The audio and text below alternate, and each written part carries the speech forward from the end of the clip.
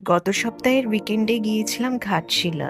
আসানসোল থেকে দুপুর 12টায় রওনা হলাম। পুরুলিয়া পেরিয়ে কাটিন হয়ে দুয়ার্সিনী জঙ্গল পাহাড় দেখতে দেখতে প্রায় সন্ধেবেলায় পৌঁছালাম আমাদের গন্তব্যস্থলে মুক্তধারা ইকো রিসর্ট। শান্তির ঠিকানা, খুব সুন্দর, বাজেট ফ্রেন্ডলি, মন ভালো রাখার জায়গা। গাছপালা, জঙ্গল, পাখির ডাক শহরের শব্দ থেকে অনেক দূরে। অনেকটা জায়গা জুড়ে এই রিসর্ট। ভেতরে একটা ছোট্ট শিব মন্দিরও আছে। সব থেকে সুন্দর, ওদের প্রপার্টির মধ্যে একটা ছোট্ট নদী বয়ে চলেছে। পরের দিন সকালবেলায় জলখাবার খেয়ে গেলাম চিত্রকূট পাহাড়, যেখানে বসে বিভূতিভূষণ বন্দ্যোপাধ্যায় আরণ্যক লিখেছিলেন। এরপর একে একে দেখলাম রঙ্কিনী মন্দির, সূর্য মন্দির।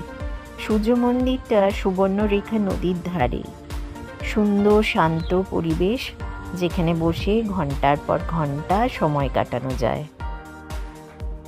দেখলাম অপরূপ রাতমোহনার নদী আর ছোট্ট জলপ্রপাত, যার পাশে নির্লিপ্তভাবে বসে থাকলাম কিছুক্ষণ। সেখান থেকে বিভূতিভূষণ বন্দ্যোপাধ্যায়ের বাড়ি গৌরীকুঞ্জ।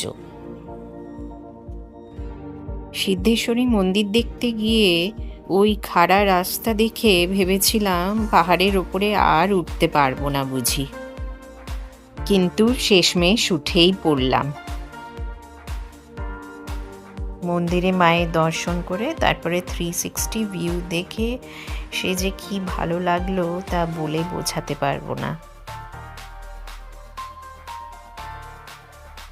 চলে গেলাম ফুলডুংরি পাহাড়, যেখানে পিপল ট্রি এনজিও, সেখানে আদিবাসী বোনেরা নিজের হাতে সুন্দর সুন্দর জিনিস বানান। তৃতীয় দিন আবার সকালবেলায় জলখাবার খেয়ে দুয়ার্সিনী মন্দির দেখতে চলে গেলাম। সেখান থেকে বুরুডি ড্যাম, শীতল হাওয়া, জলের গন্ধ, সময় যেন একটু থেমে গিয়েছিল। কতক্ষণ যে বসেছিলাম সেখানে, কিভাবে কোথা দিয়ে সময় কেটে গেল বুঝতেই পারলাম না। ড্যামের কাছে রাস্তার ধারে ধারে ছোট ছোট অনেক ভাত খাবার দোকান ছিল।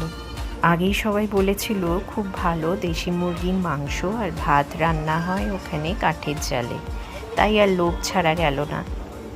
এই প্রথম ড্যামের জল দেখতে দেখতে রাস্তার ধারে বসে ভাত খাবার অভিজ্ঞতা, বেশ ভালো লাগলো। সূর্যাস্ত পর্যন্ত ওখানেই বসে সময় কাটালাম আমরা।